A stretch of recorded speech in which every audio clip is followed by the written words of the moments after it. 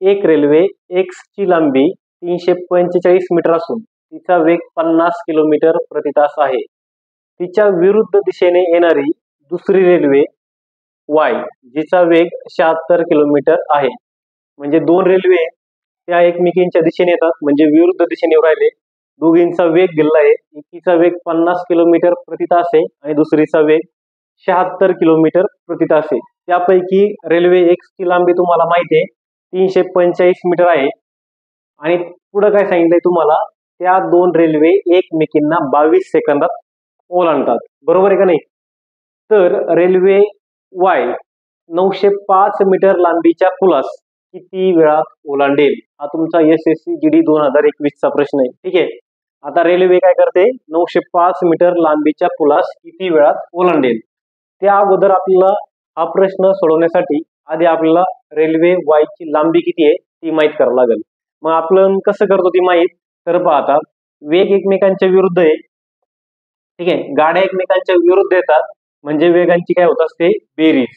मग वेग बरोबर काय असणार आहे, तर रेल्वे एक्स चा वेग 50 किलोमीटर आहे आणि रेल्वे वाय चा वेग 76 किलोमीटर आहे. दोघांची बेरीज 7 × 5 = 12 126 किलोमीटर प्रति तास आहे. ठीक आहे, दोघांची वेगांची बेरीज किती आहे, 126 किलोमीटर प्रति तास, कारण त्या एकमेकींच्या विरुद्ध दिशेने येत आहेत. बरोबर आहे का नाही? आता आपण इथं अंतर म्हणून काय घेणार, तुम्ही म्हणा सर आपण इथं अंतर म्हणून काय असणार आहे, तर अंतर म्हणून दोन्ही रेल्वेच्या लांबींची बेरीज. त्याच्यापैकी एक्स रेल्वेची लांबी आहे 345. आता मला रेल्वे वाय ची लांबी माहित नाही, तर मी असं गृहीत धरतो तर रेल्वे वाय ची लांबी वायच आहे. किती गृहीत धरतो, वाय आहे. समजण्यासाठी सोपं होईल, तर मग वाय ची लांबी वाय आहे असं गृहीत धरतो. ठीक आहे, इथपर्यंत तुम्हाला प्रॉब्लेम समजला असेल. आता त्या एकमेकींना 22 सेकंदात पार करतात. मग आता हा प्रश्न कसा सोडवायचा आहे ते लक्षात घ्या. इथं आपण काय करतो रे, तर इथं लिहितो आपण मीटर आणि इथं आपण लिहितो सेकंद. ठीक आहे, मग आता वेग किती तुमच्याकडे, वेगांची बेरीज आहे 126. मग 126 तसेच लिहिणार, त्याच्या पुढे एक शून्य लावणार, त्याची किंमत नेहमी 36 सेकंद घेणार. आता 345 अधिक वाय मीटर त्यांना एकमेकींना क्रॉस करायचंय. मग 345 अधिक वाय किती सेकंद लागले, तुम्ही म्हणा सर 22 सेकंद लागले. पहा प्रश्न दिलाय तुम्हाला, एकमेकींना 22 सेकंदात पार करते. याच्यावरून तुम्हाला रेल्वे वायचं लांबी मिळेल, रेल्वे वायची काय मिळेल, लांबी मिळेल. ती लांबी घेतल्यानंतर मग आपण 905 मीटर लांबीच्या पुलाला क्रॉस करणार आहे, हे लक्षात घ्या. मग आता तुम्ही इथे डायरेक्ट कट छट करू शकता. मग डायरेक्ट कट छट जरी केलं तरी चालेल. तर पाहता कशा कशाने कट छट होऊ शकते, जसं की बघा 2 ने जर भाग दिला इथं आले 11, 2 ने भाग दिला इथं आले 18.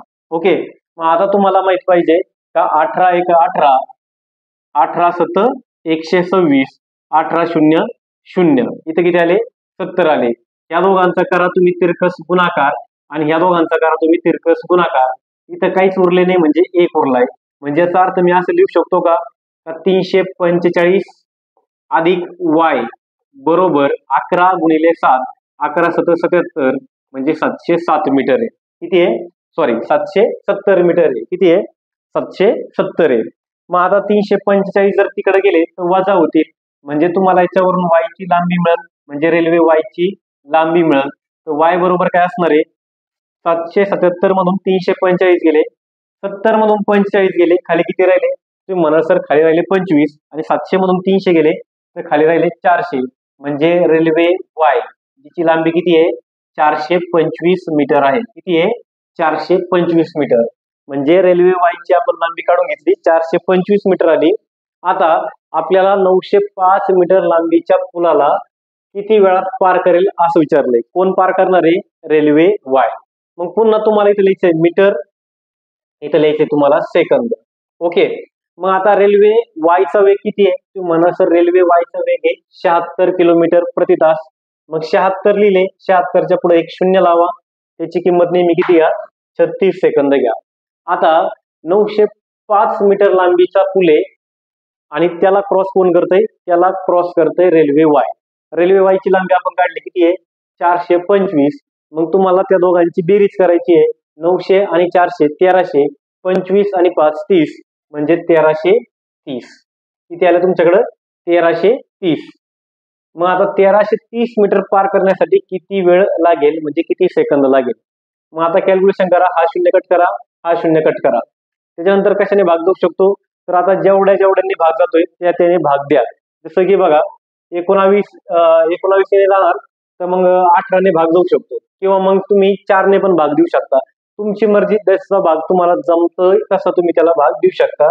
जसं की बघा, मी जर समजा 2नेच भाग दिला किंवा 4ने दिला, तर 4 9 36. त्याच्यानंतर 4 1 4, 3 उरले, किती झाले, 36 झाले. मग 4 9 36. ओके. मग 19 1 19, 19 किती, तर तुम्ही म्हणाल सर, तर 19 5 95 आणि 19 7 किती होतात, तर 19 7 133 होतात, म्हणून त्याला आपण 7, म्हणजे 19 ने डायरेक्ट 133 ला भाग दिलाय. मग आता 7 गुणिले 9, तर 7 9 किती येणार, म्हणा सर 7 9 63. म्हणजे जी काही रेल्वे आहे वाय, तिला 905 मीटर लांबीच्या पुलास पार करण्यासाठी किती वेळ लागणार आहे, तर 63 सेकंद लागणार आहे. याला आपण दुसऱ्या अँगलने पण सोडू शकतो, पण ह्याच पद्धतीने सोडवा, तुम्हाला प्रश्न सोपा वाटेल आणि व्यवस्थित तुम्हाला समजेल पण. ठीक आहे, किंवा व्यवस्थित तुम्हाला सुटेल पण तो प्रश्न. काय करायचंय तुम्हाला, का रेल्वे एकमेकींच्या विरुद्ध दिशेने येतात, तर वेगांची बेरीज होणार. अंतर म्हणून काय घेणार आहे, तर रेल्वे एक्स आणि रेल्वे वाय या एकमेकींना 22 सेकंदात पार करतात. मग दोघांची बेरीज घेणार. मग आता रेल्वे वाय ची लांबी आपल्याकडे नाहीये, तर रेल्वे एक्स ची लांबी 345 आहे, रेल्वे वाय ची लांबी आपण वायच मानली. त्याच्यावरून आपल्याला वाय मिळाला, किती मिळाला, वाय 425. म्हणजे याचा अर्थ रेल्वे वाय ची लांबी किती आहे, 425 मीटर आहे. आता ती रेल्वे वाय त्या पुलाला क्रॉस करते, ज्या पुलाची लांबी आहे 905 मीटर. मग लांबींची काय होत असते, बेरीज होत असते. 905 प्लस 425 1330. कोण क्रॉस करते, रेल्वे वाय क्रॉस करते. रेल्वे वायचा स्पीड 76, 76च्या पुढे लावला 1 0, त्याची किंमत घेतली आपण 36. कट छाट केल्यानंतर तुम्हाला किंमत मिळाली 63. म्हणजे याचा अर्थ की जी काही रेल्वे वाय आहे, तिला तो पूल क्रॉस करण्यासाठी किती सेकंद लागले, 63 सेकंद लागले. हे लक्षात घ्या.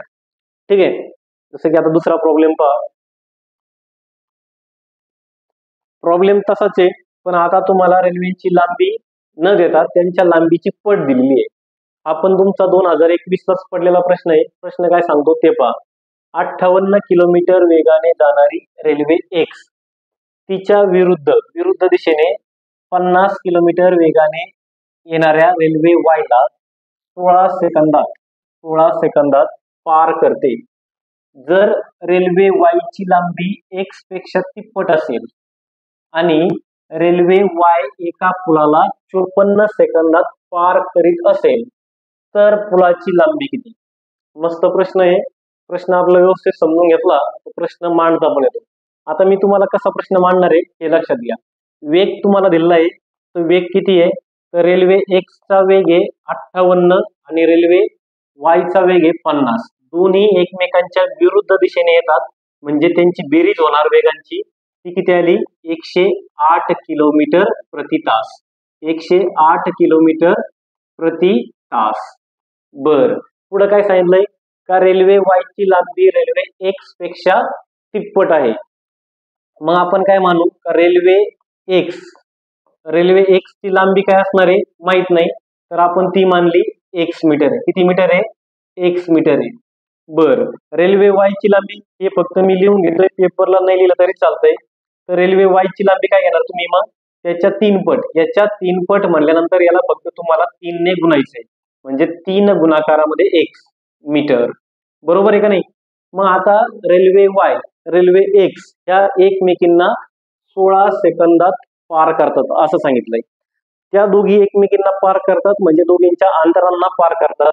मग दोघींच्या लांबींची बेरीज घेणार आहे आपण. मग दोन रेल्वेंच्या लांबीची बेरीज काय आहे, तुम्ही म्हणा सर एक्स प्लस 3x म्हणजे किती आहे, 4x. किती लांबींची बेरीज, 4x. मग आपला प्रश्न आधीच्या प्रश्नासारखा झालाय. आता आपल्याला सॉल्व्ह करायचा आहे. कसा सॉल्व्ह करणार पहा. इथं तुम्ही मीटर लिहा, इथे लिहा तुम्ही सेकंद. ठीक आहे, मीटर आणि सेकंद आपला फॉर्मॅट तोच राहणार आहे, मीटर सेकंद. वेगांची बेरीज किती आहे, 108 आहे. 108 च्या ऐवजी तुम्ही लिहिणार 1080, म्हणजे फक्त 10 ने गुणणार, म्हणजे एक शून्य वाढवणार. त्याची किंमत घेणार तुम्ही 36 सेकंद. आता जायचं किती लांब आहे, 4x जायचंय तर 4x, आता हे जाण्यासाठी त्यांना किती वेळ लागला ते म्हणा सर 16 सेकंद लागले. मी कट छाट चालू करतोय, जसं की बघा 4 एक 4, 4 चोक 16, 4 एक 4, 4 9 36, परत 9 एक 9, 9 12 9 108 आणि 0 तसाच. म्हणजे x ची किंमत किती आली, तर x ची किंमत आली पहा, इथं काहीच नाही राहिला म्हणजे 1 राहिला, इथं 1 राहिला, इथं पण 1 आहे. म्हणजे x ची किंमत किती आहे, तर x ची किंमत आहे 120 मीटर. x ची किंमत किती आहे, 120 मीटर. म्हणजे जी रेल्वे आपण x आहे तिची लांबी आपण x मानली होती, ती किती आली, तर पहा रेल्वे x ची लांबी 120 मीटर आली. पण पुढे तुम्हाला प्रश्न आहे का रेल्वे y एका पुलाला 54 सेकंदात पार करते. मग आता रेल्वे y ची लांबी किती आहे, तुम्ही म्हणा सर रेल्वे y आहे ना, तर रेल्वे y तिप्पट आहे. मग रेल्वे y ची लांबी काय असणार आहे, याच्या तिप्पट. मग 120 च्या तिप्पट किती आहे, तुम्ही इथं किंमत टाकली तरी चालेल. ठीक आहे, इथं किंमत टाकली तरी चालेल, किंवा 3 गुणाकारामध्ये 120 जर लिहिले तुमच्याकडे आले 360 मीटर. किती आले, 360 मीटर. मग आता ती रेल्वे कोणला ओलांडते, तर ती रेल्वे एका पुलाला ओलांडते आणि त्या पुलाची लांबी विचारली. मग पुन्हा परत मीटर आणि इथे लिहा सेकंद. ठीक आहे, रेल्वे वायचा वेग किती आहे, तुम्ही म्हणा सर रेल्वे वाय त्याचा वेग आहे 50 किलोमीटर प्रति तास. 50 च्या पुढे लावले 10500 आणि त्याची किंमत नेहमी घेणार 36 सेकंद. आता पुलाची लांबी काढायची आपल्याला, पुलाची लांबी माहिती आहे का, नाही. मग पुलाची लांबी मी थोडक्यात काय मानतो, तर पुलाची लांबी मी p मानतो. मग रेल्वे y ची लांबी किती आहे, तुम्ही म्हणा सर 360. त्याच्यामध्ये आपण करणार पुलाची लांबीची बेरीज करणार किंवा पुलाची लांबी त्याच्यात मिळवणार आपण, ती किती आहे, p आहे. आणि याला क्रॉस करण्यासाठी लागतात 54 सेकंद. इथे लिहिणार मी 54 सेकंद. ओके, आता याच्यावरून तुम्हाला p मिळेल. आता मी जर कट छाट करायला चालू केली तर 9 चोक 36, 9 सक 54 किंवा डायरेक्ट 18 ने भागला तरी चालत. परत 2 दुने 4, 2 त्रिक 6, 2 एक 2, 2 चे निम्मे किती आहे, तर 250, सॉरी 500 चे निम्मे किती आहे, तर 500 चे निम्मे तुमचे 250. त्या दोघांचा करा गुणाकार. मग 250 गुणिले 3 बरोबर किती आले, 750. त्या दोघांचा करा गुणाकार. इथं काहीच नाही राहिला म्हणजे 1 राहिला, म्हणजे याचा अर्थ 360 प्लस p बरोबर किती आहे, 750. हे 360 इकडे गेल्यानंतर वजा होतील, म्हणजे तुम्हाला त्या पुलाची लांबी मिळेल. 750 मधून 360 गेले तर सगळ्यात सोपं म्हणजे आधी 750 मधून 60 वजा करा तर राहिले 690. त्याच्यामधून परत 300 वजा करा तर राहिले किती, 690 मधून 300 गेले तर राहिले 390. म्हणजे त्या पुलाची लांबी किती आहे, तर त्या पुलाची लांबी आहे 390 मीटर. म्हणजे तुमचा ऑप्शन नंबर काय आहे, ऑप्शन नंबर 2 आहे, 390 मीटर. तर या टाईपचे प्रॉब्लेम तुम्हाला असे सोडवायचे असतात. ठीक आहे.